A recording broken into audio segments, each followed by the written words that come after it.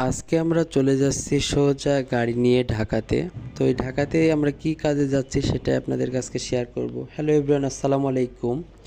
তো আমরা রাজশাহী থেকে সোজা চলে আসলাম ঢাকা বসুন্ধরাতে। বসুন্ধরাতে এসে আমরা আপনার একটা মেঘলাপুর অনেক দিনের স্বপ্ন ছিল যে একটা ডিজেআই স্পিকার থাকবে। তো সেটা আজকে অবশেষে পূরণ হয়ে গেল। তাই এই উপলক্ষে শামীম ভাই আমাদেরকে ডেকে নিয়ে আসলো 300 ফিটে মিষ্টি খাওয়াবো বলে। কিন্তু মিষ্টি খাওয়া শেষে বিল দিয়ে দিল বাপ্পি ভাইয়া। তারপরে আমরা চলে আসলাম এই যে এখানে ভিডিও করতে। এখানে অনেক ভিডিও করছে, সবাই মিলে আড্ডা দিলাম। আড্ডা দেওয়ার শেষে লাস্টে আপু এবং ভাইয়ার সেই ভাইরাল ট্রেন্ডিং ভিডিও বানানোর শেষে আবার চলে আসলাম ঢাকা গুলশান এক কফি শপে।